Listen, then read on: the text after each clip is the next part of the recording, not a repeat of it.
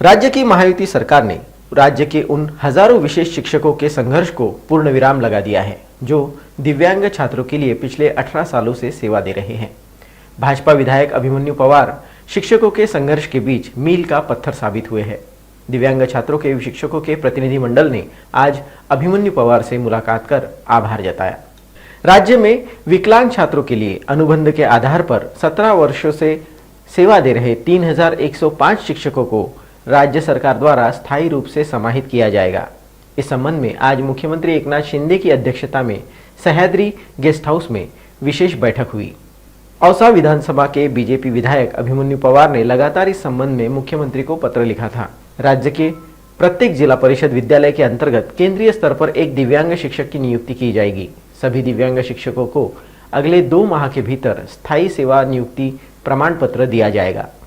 दिव्यांग विद्यार्थी शिक्षक प्रतिनिधि मंडल ने आभार प्रदर्शन के साथ आज विधायक अभिमन्यु पवार से मुलाकात की। आज मला आनंद आहे की माननीय मुख्यमंत्री महोदय यांच्या अध्यक्षतेखाली माननीय शिक्षण मंत्री महोदयाच्या उपस्थितीमध्ये आणि बाकी काही आमदारांनी या शिक्षक संघटनेच्या उपस्थितीमध्ये आज सह्याद्रीला बैठक पार पडली आणि त्या बैठकीमध्ये अतिशय चांगला निर्णय झाला। साधारण 3132 राज्यातल्या शिक्षकांना विशेष शिक्षक जे घटक शिक्षक म्हणून म्हटले जातात, जे राज्यातल्या दिव्यांगांना शिक्षण देण्यासाठी ते तत्पर असतात, आज त्यांना न्याय मिळाला आहे याचा मला खूप आनंद आहे।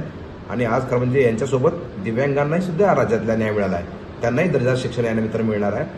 TISSचा रिपोर्ट जो होता त्या रिपोर्टच्या आधारावर आम्ही मागणी केली होती की आपण तो लागू करावा, पण तो राज्याला परवडणार नाही असं मला मुख्यमंत्री महोदयांनी सांगितल्यानंतर आम्ही म्हणलं की बाबा क्लस्टर बेस म्हणजे केंद्रीय स्तरावर तरी एक शिक्षक नेमावा आणि ती आमची मागणी मान्य झाली आहे। हीच मागणी गेल्या अनेक वर्षापासूनची होती। आज मला आनंद आहे, साधारण राज्यातल्या 3105 जवळ 3200 शिक्षकांना यानिमित्तानं न्याय मिळाल्याचा आनंद मला यानिमित्तानं आहे।